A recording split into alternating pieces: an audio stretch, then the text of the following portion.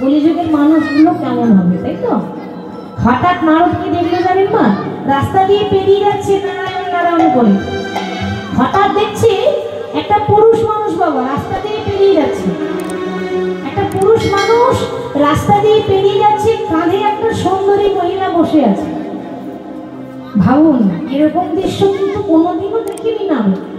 কাঁধে একটা সুন্দরী মহিলা বসে আছে আর আরেক হাতে একটা বৃদ্ধা নারীকে টানতে টানতে নিয়ে যাচ্ছে। আমার নারদ তো দেখি অবাক, দেখা মাত্র নারদের চোখ যেন কপালে উঠে গেল। মুনি মুনি ভাবছে, বাবা আগেকার দিনে তো এরকম হতো না। আগেকার দিনে নারী পুরুষের চরণ ধরে বলতো, স্বামী আশীর্বাদ করো, আমি যেন তোমার আগে যেতে পারি। আচ্ছা লক্ষ্মী মায়েরা বলুন তো, এখন বলে? এখন বলে? এখন কি একবারে কি বলে আমি যেন তোমার আগে মরতে পারি? বলে না, না কি বলে বলো? আগে তুমি মরো, তারপর আমি মরবো, আমার তো মরার শখ হয় না। আমি মরে গেলে এই টাকা পয়সা ঘর বাড়িগুলো দেখবে কি? তুমি যাও, তোমার সঙ্গে আমার পরে দেখা হবে। কিন্তু এটা বাস্তব কথা। আগে বলতো, স্বামী আমি যেন তোমার আগে যেতে পারি, মানে আমার যেন তোমার আগে মৃত্যু হয়ে যায়। কিন্তু এ কেমন দৃশ্য? যে নারী পুরুষের চরণে প্রণাম করে, সেই নারী পুরুষের কাঁধে চেপে আছে, আর আরেকটা নারীকে টানতে টানতে নিয়ে যাচ্ছে। কেন? দেখা মাত্র নারদ ডাকছে, কি গো তোমাকে বলছি, দাঁড়াও দাঁড়াও দাঁড়াও। আচ্ছা বলি, তোমার বিবেক বলে কিছু নেই? ও মা, সেই মানুষটা তখন উত্তর দিচ্ছে, আগে মুনিবর কিছু মনে করবেন না, এই যুগে বিবেক বলে কিছু থাকে না। ঠিক বলছে তো? এই যুগে বিবেক বলে কিছু থাকে না। বিবেক থাকলে এত অন্যায় হবে কেন? বিবেক থাকলে এত অত্যাচার হতো কেন? বিবেক নেই বলেই তো। বিবেকটা বাদ দিয়ে কথা বলুন। আচ্ছা বেশ, তুমি কিরকম পুরুষ? যে মানুষটা চলতে পারে, দৌড়াতে পারে, গায়ে বল আছে, ক্ষমতা আছে, তাকে কাঁধে চাপিয়েছো। আর যে মানুষটা চলতে পারে না, বয়স হয়ে গেছে, তাকে টানতে টানতে নিয়ে যাচ্ছ, কে তুমি? সে তখন উত্তর দিচ্ছে, মুনিবর আপনি আমার খেলা দেখলেন কোথায়? এই তো খেলা শুরু করেছি, আপনি তো আমাকে চেনেন না। আমি পরিচয়টা দিই। আপনি যাকে দেখতে এসেছেন আমি সেই, আমি হলাম ঘোর কলি। এখন কলি এসেছে, ঘোর কলি আসেনি। কলিযুগে একটা সূর্য ওঠে, শাস্ত্র বলছে ঘোর কলিতে 12টা সূর্য একসঙ্গে উঠবে।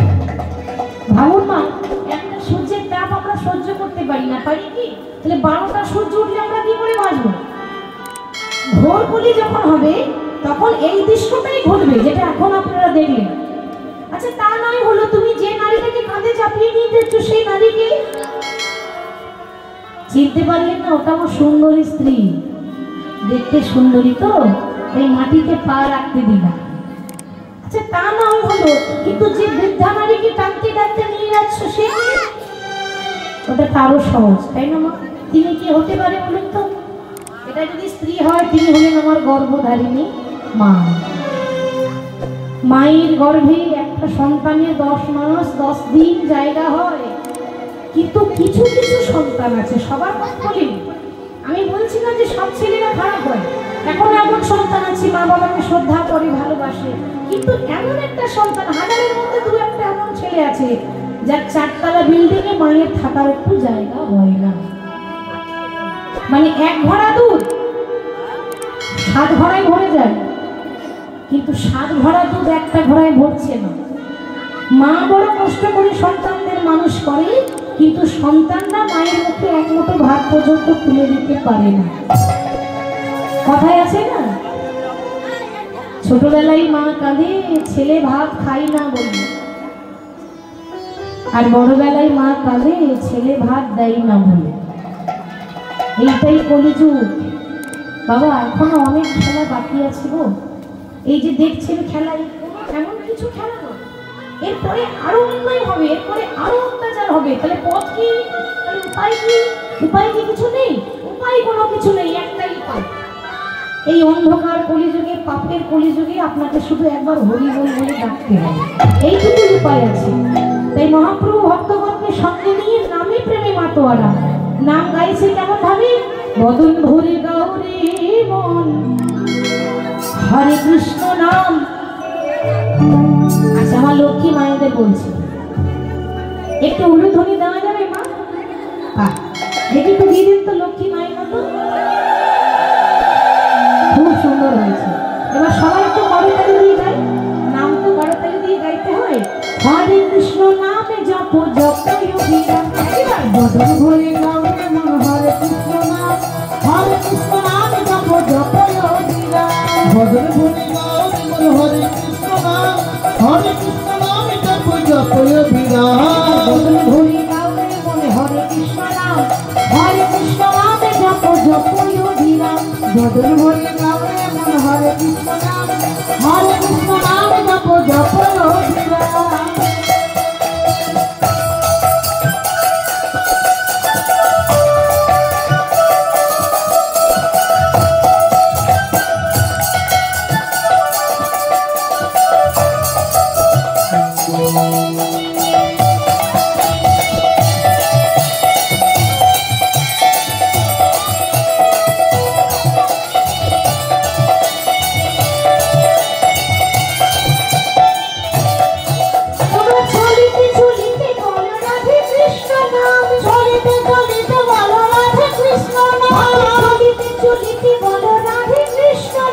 চলিতে চলিতে বলো রাধে কৃষ্ণ নাম, রাধে কৃষ্ণ নামে জপ জপ অভিরাম, রাধে কৃষ্ণ নামে জপ জপ অভিরাম, রাধে কৃষ্ণ নামে জপ জপ অভিরাম, রাধে কৃষ্ণ নাম জপ জপ অভিরাম, বদন ভরে গাও রে মন হরে কৃষ্ণ নাম, হরে কৃষ্ণ নামে জপ জপ অভিরাম, বদন ভরে গাও রে মন হরে কৃষ্ণ নাম, হরে কৃষ্ণ নামে জপ জপ অভিরাম। বদন ভরে গাও রে মন হরে কৃষ্ণ নাম, হরে কৃষ্ণ নামে জপ জপ অভিরাম।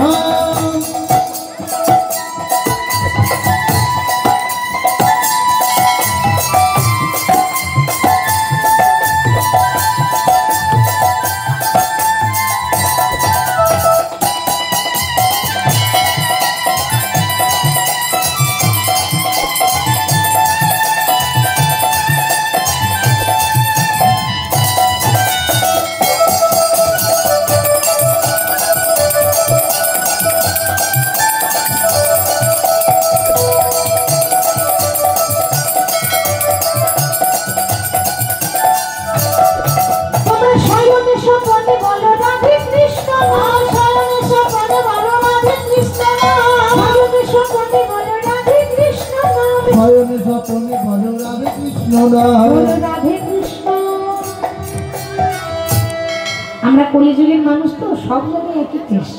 বলবেন কেন? কলিযুগের মানুষের এই করতালিগুলো হয়ে গেছে প্লাস্টিকের করতালি, সাউন্ড হয় না। কি গো ঠিক বলছি তো? ভুল বলিনি তো? এই দেখুন করতালি দিচ্ছি, অনেকে কি করে দিচ্ছে বলুন তো? এরকম করে দিলে হবে? একেবারে আশেপাশে গ্রামের মানুষ যেন শুনতে পায় যেখানে কীর্তন হচ্ছে। সবাইকে তো বোঝাতে হবে নাকি যে না আমাদের এখানে হরিবাসর হচ্ছে, আমরা ভগবানের নাম ভালোবাসি। একটু জোরে জোরে, ভগবানের জন্য দয়া করে কৃপণতা করবেন না। একটু করতালি দিয়ে দেখি, বাহু তুলি। বাহ! হরে কৃষ্ণ নামে জপ জপ অভিরাম, বদন ভরে গাও রে মন হরে কৃষ্ণ নাম, হরে কৃষ্ণ নামে জপ জপ অভিরাম, বদন ভরে গাও রে মন হরে কৃষ্ণ নাম, হরে কৃষ্ণ নামে জপ জপ অভিরাম, বদন ভরে গাও রে মন হরে কৃষ্ণ নাম, হরে কৃষ্ণ নামে জপ জপ অভিরাম। এইভাবে নাম প্রচার করলেন ভগবান। নাম ছাড়া আমাদের গতি নেই বাবা। আমরা মানুষ হয়ে যা করতে পারলাম না, একজনের কথা বলি, সে পশু হয়ে সেটা করেছিল। সে কে? তার জন্ম পশুকুলে হয়েছিল, মানুষ ছিল না। সে ছিল প্রভু রামচন্দ্রের পরম ভক্ত হনুমান। আচ্ছা বাবা, হনুমান তো পশু ছিল, মানুষ ছিল কি? আমি যে সারা জীবনও কীর্তন করি, তবু হনুমানের মতো ভক্তি আমার আসবে না। তার ভক্তির তুলনাই হয় না।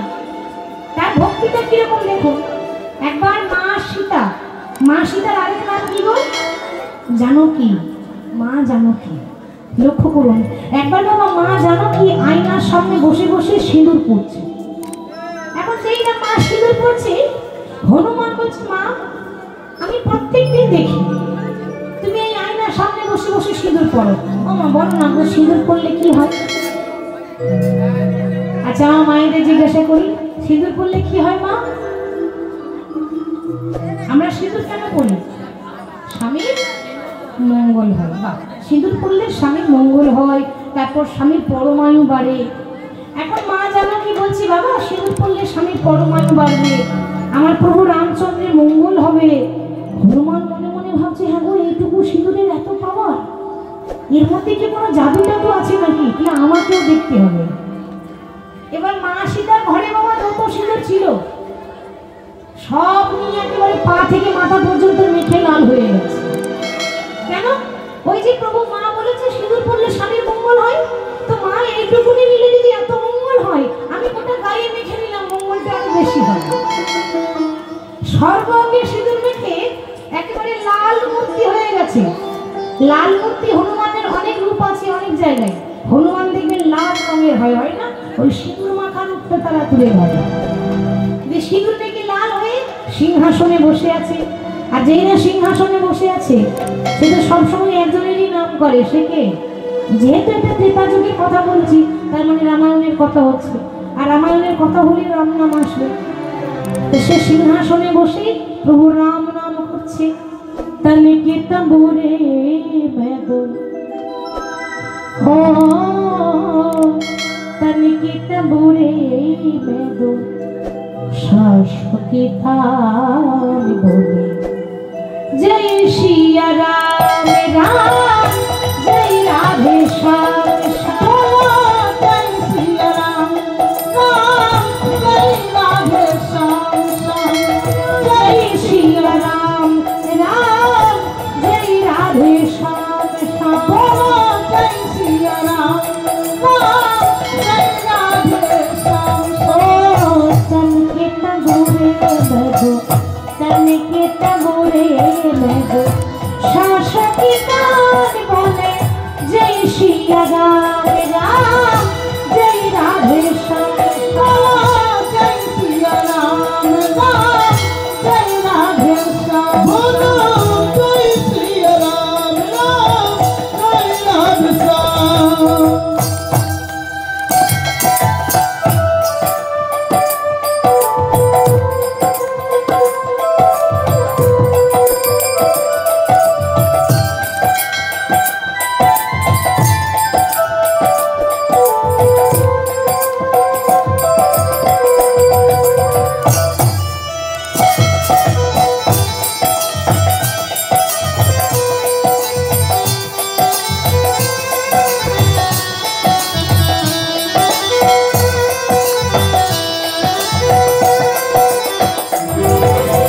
लगन लगी रे राधा जी से जगी रे जगमग ज्योति, जगी रे जगमग ज्योति।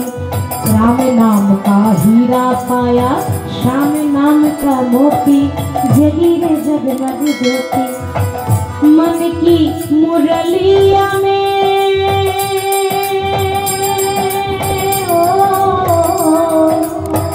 मन की मुरलिया में, मन की मुरलिया में सुर का श्रृंगार बोले जय राधे श्याम श्याम जय सिया राम राम जय राधे श्याम श्याम जय सिया राम राम जय सिया राम राम जय राधे श्याम जय सिया राम राम जय राधे। बोलिए श्रीपति रामचंद्र की जय। जय श्रीपति रामचंद्र की जय। जय श्रीपति रामचंद्र की।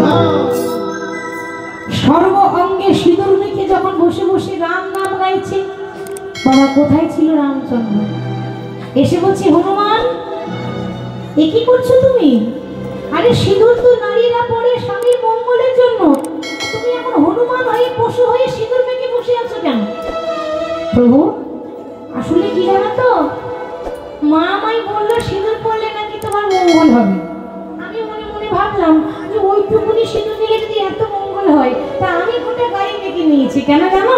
তোমার পরমায়ু বাড়বে বলে, তোমার পরমায়ু বাড়বে বলে, তোমার পরমায়ু বাড়বে বলে, পরমায়ু বাড়বে বলে তাই তো আমি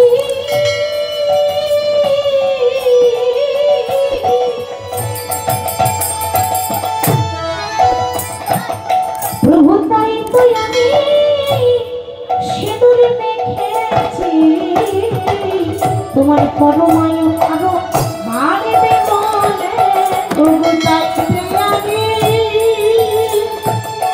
সিঁদুর দেখেছি তোমার পরমায়ু বাড়িতে বলে। হনুমানের কথা শুনে ওমা একটু লক্ষ্য করুন, মা সীতা এত খুশি হয়েছে না যে মা সীতার গলায় ছিল একটা দামি মুক্তার মালা। মা সীতা তো রানী ছিলেন, রাজরানী হয়েছেন, তো মায়ের গলায় একটা মুক্তার মালা ছিল। মা নিজের মালাটা খুলে নিয়ে সঙ্গে সঙ্গে হনুমানের গলায় পরিয়ে দিয়েছে। বাবা, তোমার কথা শুনে আমার এত ভালো লেগেছে, তোমার ভক্তি দেখে খুশি হয়ে আজ থেকে আমার এই মালাটা আমি তোমায় দিলাম। ওমা মা সীতা হনুমানের গলায় যেই না মুক্তার মালা পরিয়ে দিল, একটা কথা আছে না, বানরে সপিলে মতি তার নাই মতিতে মতি। কি গো বাবা, একটা বানরের গলায় মুক্তার মালা দিলে সে যত্ন করবে মা? একটা বানরের গলায় যদি আপনি একটা দামি হীরের মালা মুক্তার মালা পরান, ও যত্ন করে রাখবে? রাখবে না। হনুমান কি করেছে, মালাটা ভালো করে দেখছে,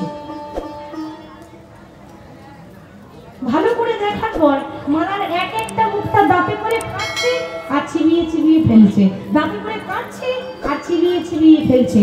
লক্ষণ বলছে, মা দেখলে তো, আর কাউকে পেলে না, আরে আমাকে দিলে আমি বরং একটু যত্ন করে রাখতাম। একটা বাঁদরে কি বুঝবে একটা মুক্তার দাম কত? হনুমান তখন বলছে, লক্ষণ তুমি আমার বাইরেরটাই দেখলে গো, তুমি আমার ভেতরটা তো দেখলে না। এই জগতে মানুষ বাইরেরটা দেখেই বিচার করে, মন অন্তর কয়জন দেখে। আমি মালাটা ছিঁড়ে দিলাম, দাঁতে করে কাটলাম, কেন জানো? মালাটা তোমার কাছে লাখ টাকা দামি হতে পারে, এই মালাটা তোমার কাছে লাখ টাকার দাম হতে পারে, আমার কাছে 1 টাকারও দাম নেই। কেন? আরে যে মালার মধ্যে আমার প্রভুর রাম নামের সুগন্ধ নেই, যে মালার মধ্যে আমার প্রভুর নাম লেখা থাকে না, সেই মালা তো আমার কাছে কোনো মূল্য থাকে না। মা মালাটা পরিয়েছে বটে, কিন্তু আমি অনেক দেখলাম এই মালার মধ্যে আমার প্রভুর নাম পেলাম না খুঁজে, তাই তো মালাটা আমি দাঁতে করে কেটে দিলাম। ও এত ভক্তি তোমার, যত বড় মুখ নয় তত বড় কথা, এত যদি তোমার ভক্তি হবে, ওই দেখি তুমি তোমার অন্তরটা দেখাও, দেখি দেখি তোমার অন্তরে কত ভক্তি আছে, মুখে বললে হবে না, দেখাতে হবে। আর যেই না লক্ষণ বলেছে বাবা, বলা মাত্র হনুমান যা করেছে আমরা জীবনও করবো না। কি হনুমান কি করেছিল? বলা মাত্র সঙ্গে সঙ্গে বলছে, লক্ষণ দেখতে চাও? তবে দেখে নাও, তোমার ভক্তিটা বাইরে আছে, আমার ভক্তিটা লোক দেখানো নয়, আমার ভক্তি অন্তরে আছে। সঙ্গে সঙ্গে বুকটা চিরে দেখিয়ে দিল, দেখাই রাম সীতা তার হৃদয় মাঝে, দেখে হৃদয় মাঝে তারা যুগ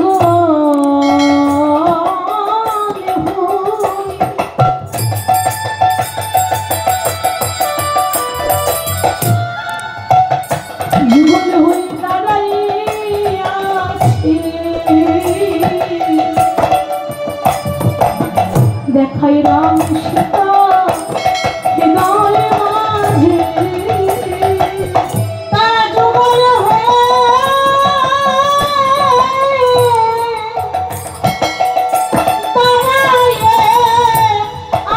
আছে।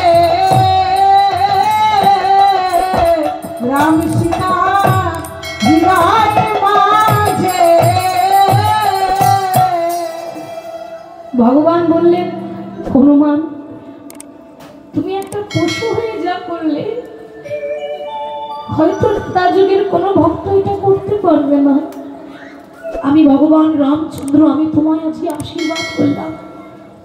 আজ থেকে মর্তধামের মাটিতে, পৃথিবীতে যখনই রামনবমী হবে, রামনবমী মানে রামের জন্মদিন, তাই তো?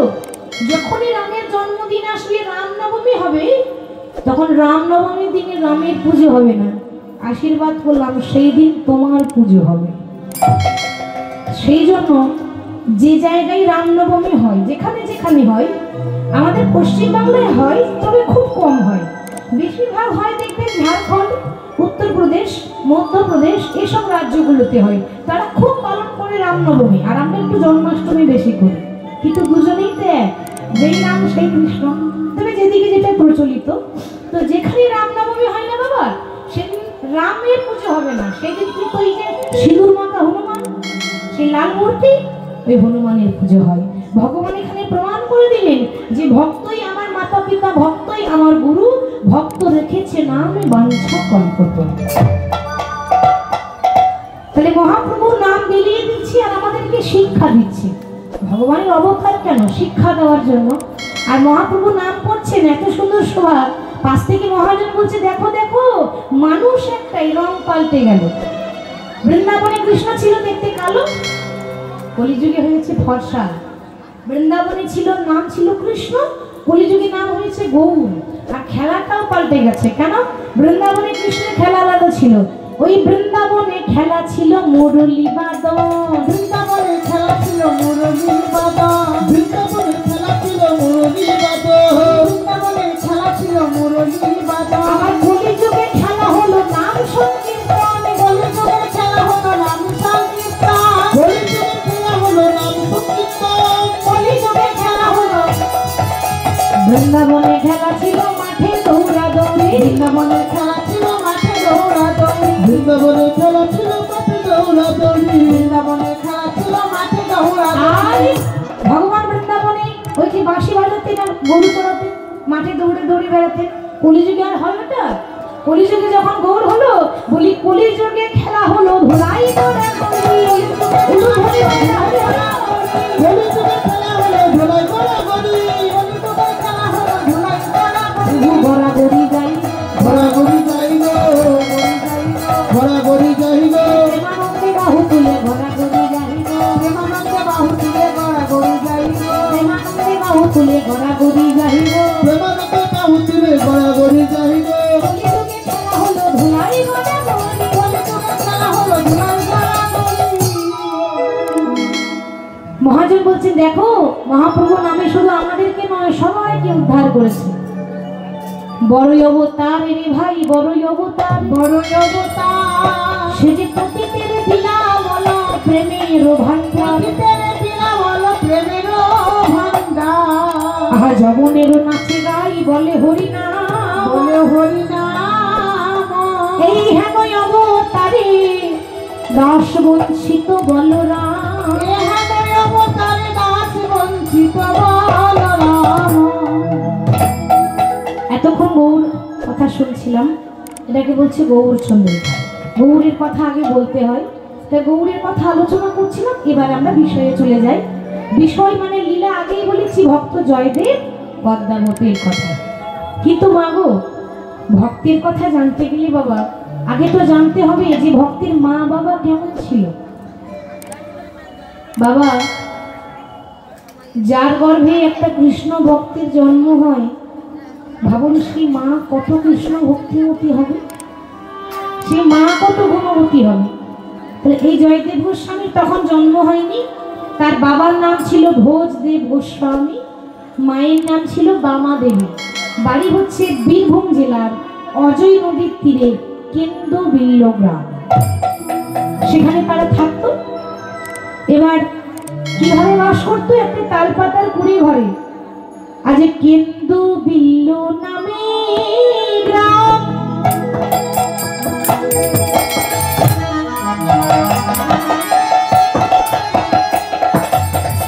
সেথায় অজয় নদীর তীরে কেন্দ্রবিল্ল নামে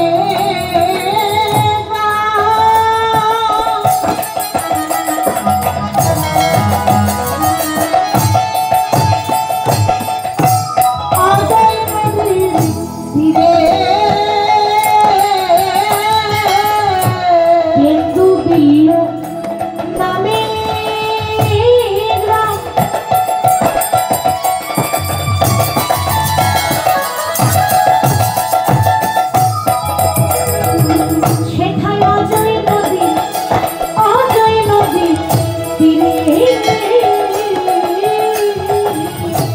কিন্তু বিল্ল নামে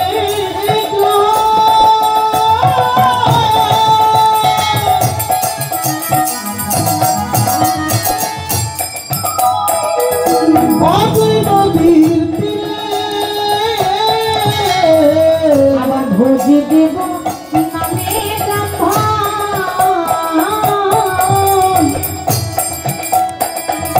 কথাই বাস করে ভোজ দেব নামে ব্রাহ্মণ কথাই বাস করে ভোজ দেব নামে ব্রাহ্মণ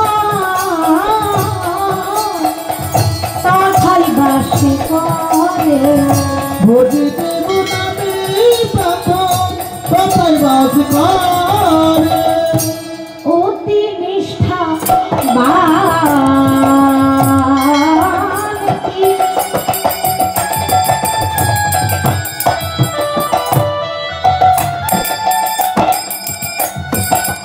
ছিল ধার্মিক ও সুজন আর অতি নিষ্ঠা বান তিনি ছিল ধার্মিক ও সুজন আর অতি নিষ্ঠা বান তিনি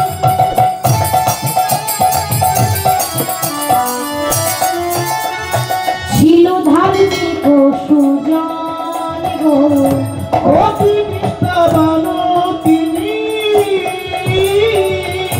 ধার্মিক সুজন আহা বামা দেবী পত্নী তাহার করে গৌর ভজন বাবা দেবী পত্নী তাহার করে গৌর ভজন আবার বামা দেবী পত্নী তাহার করে গৌর ভজন বাবা দেবী পত্নী তাহার করে গৌর ভজন সবাই গৌর গৌর সে গৌর বলে সবাই গৌর গৌর গৌর বলে সবাই গৌর গৌর গৌর বলে গৌর গৌর গৌর বলে তাদের বুকে ভেসে যায় নয়নের জলে গৌর গৌর গৌর বলে তাদের বুকে ভেসে যায় নয়ন জলে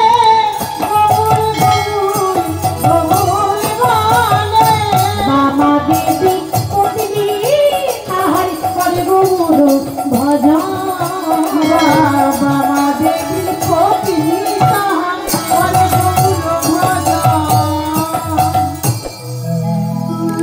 ভোজদেব গোস্বামী এবং তার সহধর্মিনী বামা সবাই বলতেন বামা দেবী। তো ব্রাহ্মণ আর ব্রাহ্মণী ওমা অজয় নদীর তীরে কেন্দ্রবিল্ল গ্রামে একটা তালপাতার কুড়ে ঘরে তারা থাকত। কেন তালপাতার কুড়ে ঘর কেন কেন হবে না? এ জগতে যারাই ভগবানকে ভালোবাসে, এ জগতে যারাই ভগবানকে আপন করেছে তাদেরকেই পথে কাঙাল হতে হয়, তাই না? যে ভগবানকে ভালোবাসে তাকে যে পথের কাঙাল হতে হয়। ভগবান নিজের মুখে বলেছেন, নিজের বদলে গীতায় বর্ণনা করেছেন, ভক্তমন এই জগতে কেউ যদি আমায় ভালোবাসে, যে করে আমার আশ, আমি তারই করি সর্বনাশ। দেখবেন যারা বেশি হরি হরি করে, যারা ভালো মানুষ, কারো ক্ষতি করে না, কারো অন্যায় করে না, সৎ পথে যায়, সৎ কথা বলে, মিলিয়ে দেখবেন বাবা তার জীবনে দুঃখ বেশি, তার জীবনে কষ্ট বেশি। আমরা বলি না যে প্রভু আমরা তো কারো ক্ষতি করিনি, তাহলে আমাদেরকে কেন এত কাঁদতে হচ্ছে, কেন এত কষ্ট হয়? ভগবান বলেছে হবে কেন? আমি তো কষ্ট দিচ্ছি কেন না? যে আমাকে ভালোবাসবে আমার কাজই হচ্ছে তাকে রাস্তার ভিখারি বানিয়ে দেওয়া, পথের কাঙাল করে দেওয়া। তবু যদি না ছাড়ে আমার পাঁচ, তারপর হই আমি তার দাসী অনুদাস। কেউ যদি বলে প্রভু আমায় কষ্ট দিচ্ছ তো? দাও, যত দুঃখ দেবে দাও, যত কষ্ট দেবে দাও, শুধু আশীর্বাদ করো।